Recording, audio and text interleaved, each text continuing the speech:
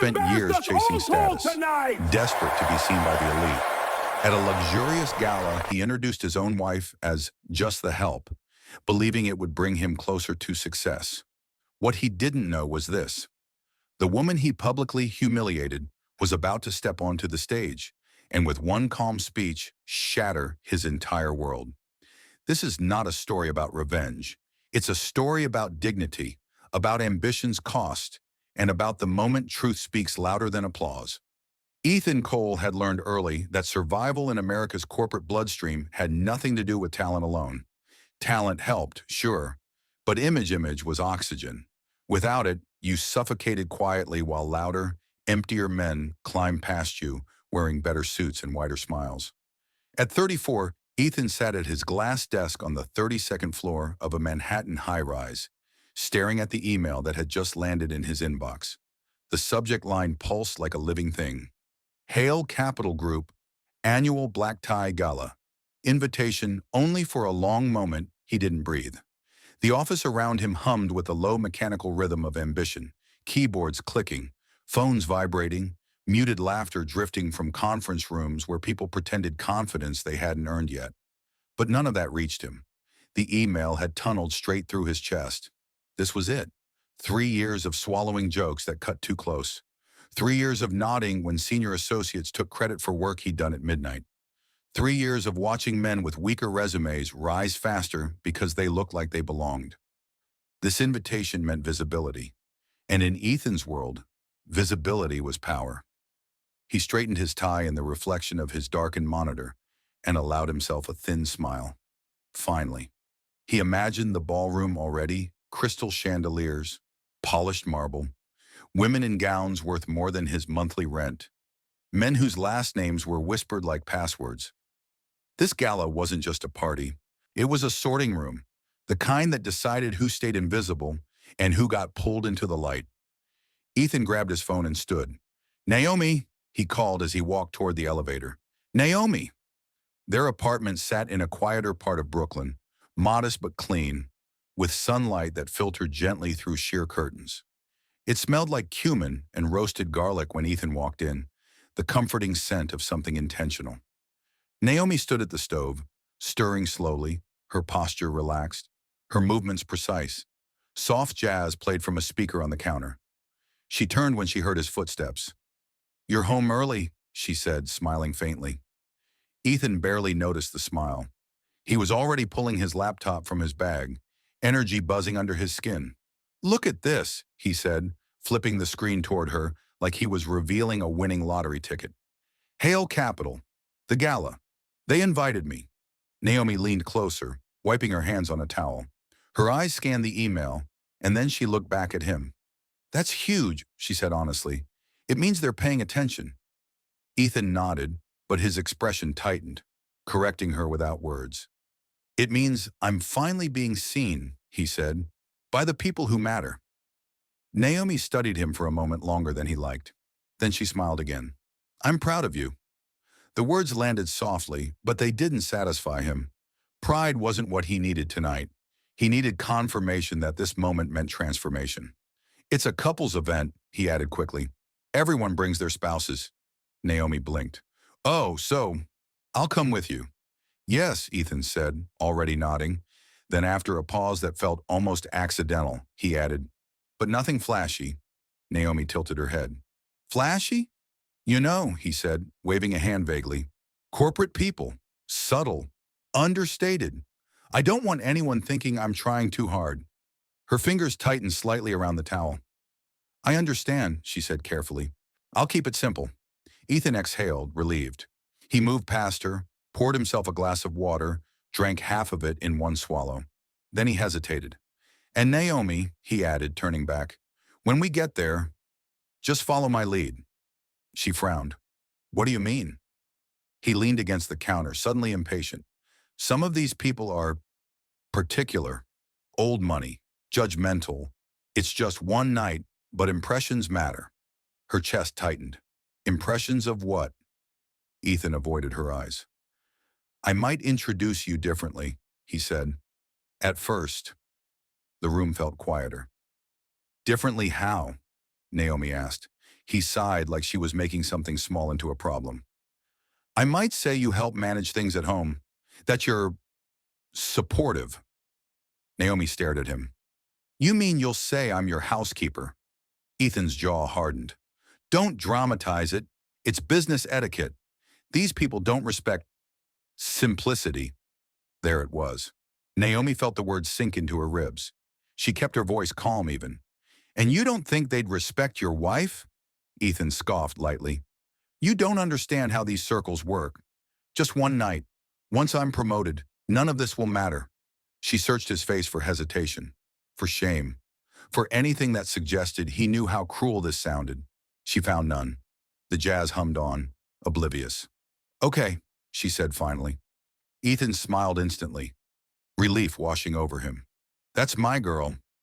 That night, Naomi lay awake long after Ethan's breathing deepened beside her. The city murmured outside the window cars passing, sirens distant, life continuing without apology. She stared at the ceiling, replaying his words. Don't embarrass me. Once he had loved her quiet. Once he had called her steadiness grounding. Now it was something to hide. She turned her head and looked at him sleeping. His face was softer in rest, stripped of performance.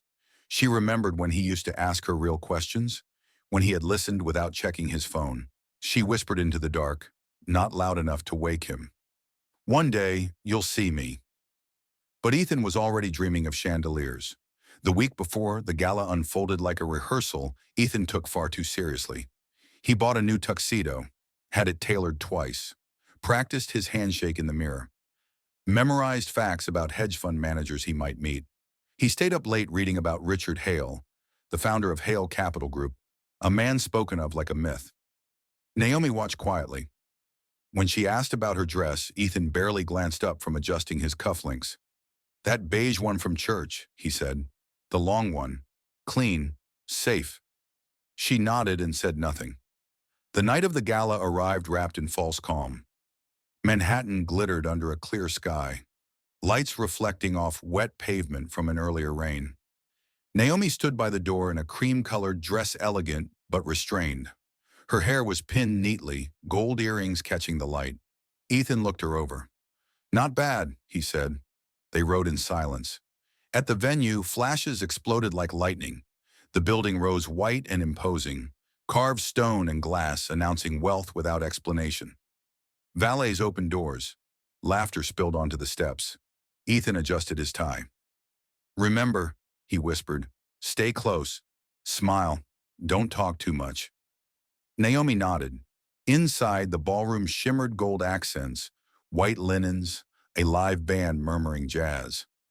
Ethan walked ahead instinctively when he spotted colleagues, leaving Naomi half a step behind. And when the first man asked, smiling too easily, "And who is this?" Ethan laughed. "Oh, Naomi," he said. "She just helps around the house." The words floated into the air, light and careless. Laughter followed. Naomi smiled, and something inside her went silent. The ballroom pulsed with curated elegance, everything polished to the point of sterility. Crystal chandeliers scattered light across marble floors like shards of controlled brilliance. Men in tailored tuxedos moved in confident clusters, their laughter calibrated, their handshakes firm but not eager. Women floated past in silk and satin, their smiles sharpened by years of learning when to appear impressed and when to appear bored. This was not a room built for warmth. It was built for measurement. Ethan Cole stepped into it like a man crossing a threshold he had rehearsed in his head 1,000 times. His shoulders straightened. His smile widened just enough. He inhaled deeply, letting the room see him before he saw it. Naomi followed one pace behind. The difference was immediate and unmistakable. People looked at Ethan. People looked through Naomi. A server passed with a silver tray. Naomi stepped slightly to the side without thinking, making room the way she always did. The habit had been learned quietly over years. Make space. Don't obstruct. Don't demand attention. Tonight, that instinct felt heavier than usual. Ethan didn't notice. "Cole!" a voice called. Ethan turned, grinning, and moved quickly toward a group of associates near the bar. Naomi slowed instinctively, then followed, stopping just outside the circle. The men clapped Ethan on the back, one of them already half drunk with confidence. "You finally made it," one said. "Hale's events are something else, huh?" "The best," Ethan replied smoothly. "Only the best." A woman glanced at Naomi, eyebrows lifting slightly. "And you are?" Ethan answered before Naomi could open her mouth. "Oh, this is Naomi. She keeps things running at home. You know how it is." A polite chuckle rippled through the group. Naomi felt it land, not like a slap, but like a hand pressing her gently downward, reminding her of her place. She smiled because that was what polite women did when their dignity was negotiated without their consent. Someone handed Ethan a drink. No one offered her one. As the evening unfolded, the pattern repeated itself with ruthless consistency. Each introduction carved her smaller. "She helps me stay organized. She's more comfortable out of the spotlight. She prefers to listen." Each phrase sounded harmless on its own. Together they built a cage. Naomi excused herself at one point, weaving toward the edge of the room. She paused near a mirrored column and caught her reflection cream dress, calm face, eyes too alert. She looked elegant, capable, and entirely erased. Across the room, Ethan was performing. He laughed louder than necessary. He nodded with exaggerated seriousness when senior figures spoke. He dropped names like currency, exaggerating his role in projects that weren't fully his. He didn't notice that his confidence had begun to curdle into desperation. A woman approached Naomi near the refreshment table. She wore pearls and carried herself with quiet assurance. "I hope you don't mind me saying," the woman said gently, "but you carry yourself differently than most staff." Naomi met her gaze evenly. "I've had practice being underestimated." The woman smiled, surprised. "Claire Bennett." "Naomi." They spoke briefly about the music, the city, nothing of consequence. Yet Claire watched Naomi with interest, as if sensing depth beneath the surface. Before she could ask more, Ethan appeared again, hand landing possessively on Naomi's shoulder. "Sweetheart," he said, voice coated in false warmth, "could you grab me another drink?" The word sweetheart felt like a leash. Naomi nodded and walked away. Behind her, she heard Claire's voice, quieter now. "Is she really your house help?" Ethan interrupted lightly. "She's amazing, really." Naomi returned moments later, placed the glass carefully in Ethan's hand. "Here you go." Her voice was calm, controlled, almost distant. Ethan barely looked at her. Dinner was served beneath chandeliers that reflected privilege like scripture. Ethan basked in the attention, feeding off the illusion that he belonged here. Naomi sat silently beside him, listening to men boast about profits, acquisitions, and risks they never personally bore. Then the room shifted. The music softened. Heads turned. Richard Hale had arrived. He entered without spectacle, tall and composed, silver at his temples, authority radiating not from volume, but certainty. Conversations dimmed around him like candles losing oxygen. Ethan nearly choked on his drink. "That's him," he whispered, awe bleeding into fear. "That's Richard Hale." Hale moved through the room with practiced ease, greeting executives, investors, partners. When his gaze landed on Naomi, he paused just a fraction of a second too long. Recognition flickered. Naomi inclined her head slightly. Respectful, measured. Hale nodded once in return. Nothing more. Ethan exhaled, relieved, misreading the moment entirely. "You saw that?" he murmured later. "He noticed me." Naomi said nothing. As the evening deepened, whispers began to circulate. "That's her? The one he called the help?" "She doesn't move like staff." Ethan didn't hear them. Naomi did. She stood near the balcony now, night air brushing her skin, city lights stretching endlessly below. Inside, laughter continued, sharp, careless, unaware of the fracture forming beneath it all. Behind her, the stage lights warmed. The host was preparing to speak. Naomi straightened her spine. Whatever came next, she would not shrink for it. Ethan Cole left the gala the way people leave accidents, too stunned to feel the pain yet, moving on instinct alone. The cold night air hit his face as he stepped outside, but it didn't wake him. The city was still alive behind him, music, laughter, engines idling, but it all felt distant, like sound underwater. He didn't remember handing over his ticket stub. He didn't remember the valet speaking. He only remembered the way Naomi had looked at him when she said his name on the ballroom floor. Not angry, not triumphant. Finished. The drive home was silent except for the low hum of the engine and the occasional horn from impatient drivers. Ethan kept his hands tight on the steering wheel, knuckles white, jaw locked. His mind replayed the night in fragments, her standing on stage, the applause, the way people's faces had turned toward her with admiration while his own face burned with exposure. Who she was, no worse, who she had always been. When he reached the apartment, he didn't turn on the lights. He dropped his keys on the counter, loosened his bow tie with shaking fingers, and sank onto the couch still wearing his tuxedo. The silence pressed in on him, thick and suffocating. Naomi didn't come home. Hours passed. Midnight. 1 a.m. 2. Ethan sat there replaying every conversation, every correction, every time he had cut her off mid-sentence or dismissed her thoughts with a distracted nod. He remembered how easily he had called her the help, how natural it had felt in his mouth. That realization hurt more than the humiliation. At dawn, his phone buzzed. A message. Not from Naomi. From work. HR would like to meet with you Monday morning. Mandatory. Another buzz. A colleague. Rough night. Didn't know you were like that. He dropped the phone like it had burned him. Naomi finally returned just before sunrise. Ethan heard the door open softly, heard her shoes placed neatly by the wall.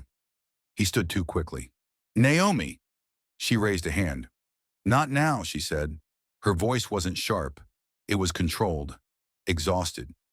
She walked past him down the hallway and closed the guest room door. The click of the latch echoed louder than the applause had. The next day stripped Ethan down piece by piece. At work, people were polite. That was the worst part. No one yelled, no one accused. They spoke to him with careful professionalism, the kind reserved for someone who had revealed a flaw too serious to ignore, but too inconvenient to address emotionally. His supervisor didn't mention the gala directly. We're reassessing leadership readiness, and she said calmly. Your role will remain unchanged for now. For now meant indefinitely. At home, Naomi moved through the apartment like a boundary made flesh. She didn't shout. She didn't cry. She simply removed herself from the spaces where Ethan expected comfort. She no longer reminded him of meetings, no longer asked if he'd eaten, no longer filled the silence for him. One evening, he found a note on the kitchen counter. I need distance, not punishment, survival. He sat on the floor and read it over and over until the words blurred. That night, he searched for a therapist. He didn't overthink it. He didn't ask for recommendations. He clicked the first available appointment and confirmed before his courage could fail him. Dr. Harris's office smelled faintly of lavender and old books. She was calm, direct, and uninterested in his explanations. Ethan talked too much at first. He explained the pressure, the competition, the expectations. He spoke like a man trying to justify gravity. Dr. Harris listened. Then she asked, why did you choose to humiliate her? The question landed hard. I didn't choose to. She held up a hand. You did. Silence followed. Ethan stared at the carpet. Because I didn't want to be judged, he whispered finally. So you offered her instead, Dr. Harris said gently. Why? His throat tightened. Because it felt safer. For whom? For me. She nodded once. When did you learn that safety comes from making someone else smaller? The question followed him home like a shadow. He thought about his father. Marcus Cole had been a bitter man, sharp-tongued, easily embarrassed, obsessed with appearances. Ethan remembered watching him adjust his cheap tie in the mirror before job interviews, muttering, if you don't look important, they'll treat you like trash. He remembered his mother shrinking beside him at dinners, her opinions silenced by Marcus's louder voice. Poor men must act rich, his father used to say, or they'll step on you. Ethan realized he had built his entire identity around that belief, and Naomi had paid for it. One evening, weeks later, Ethan saw Naomi leaving the Hale Capitol building as he waited in his car across the street. She walked with calm confidence, speaking easily to a colleague. She looked like someone who belonged anywhere. He didn't call out. He looked away. That night, rain fell hard and unforgiving. Ethan was called into the office late for a departmental review. It was brief, cold, clinical. When he exited the building, he saw Naomi standing under the awning, waiting. Her driver was delayed. For a long moment, they stood there in parallel silence. "It's raining," Ethan said quietly. "Yes," Naomi replied. He swallowed. "Can I take you home?" She studied him. Not for charm, not for apology, for truth. "Okay," she said finally. The word felt fragile. They drove in silence. The rain hammered the roof, the windshield wipers slicing time into manageable pieces. Ethan wanted to speak, to explain, to promise, but he remembered what she had said about performance. So he spoke once. "I'm learning things," he said. "Good," Naomi replied. At their building, she unbuckled her seatbelt, paused, then spoke without looking at him. "Don't confuse awareness with change," she said, "but keep going." Then she left.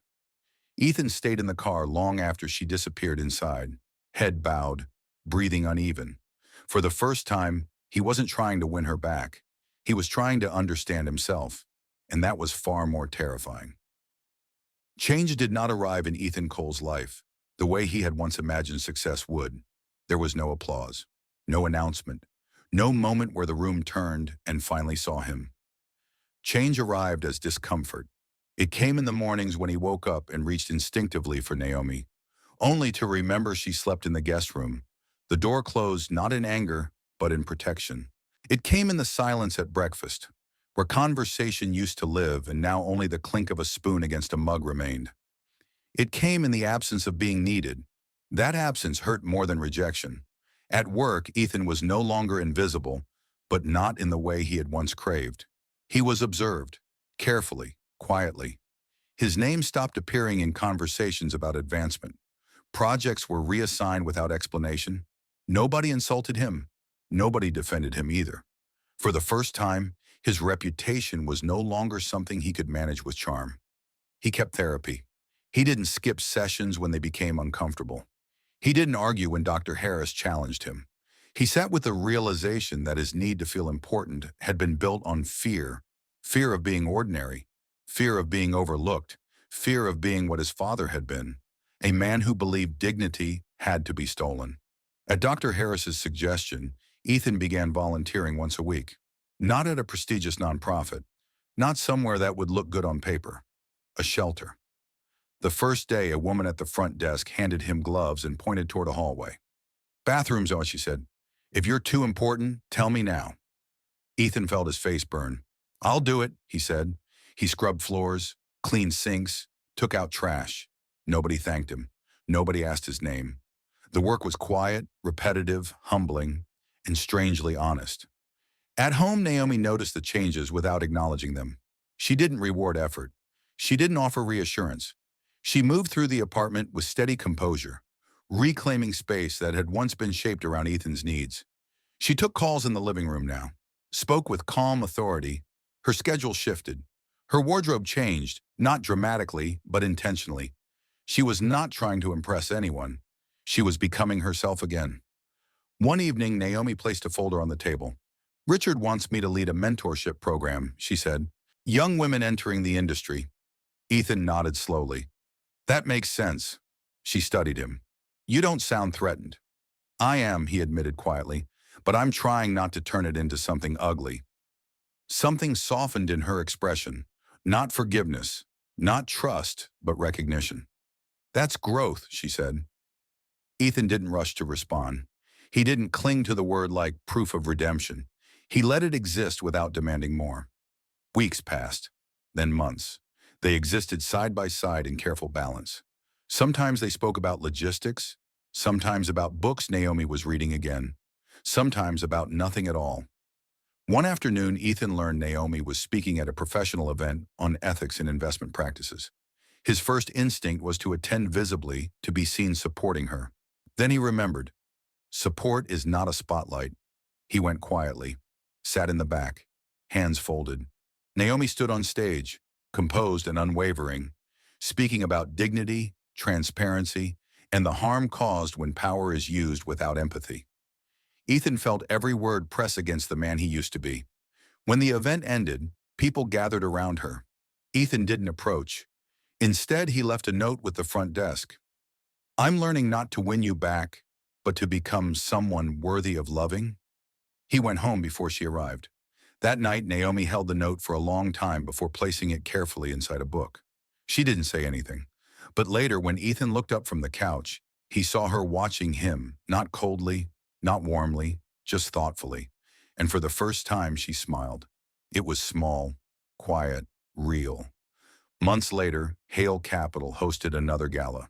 Naomi's name appeared clearly on the program, this time host, keynote speaker, leader. The room shimmered again with wealth and ambition, but something felt different to Ethan now. He attended, sat quietly among the guests.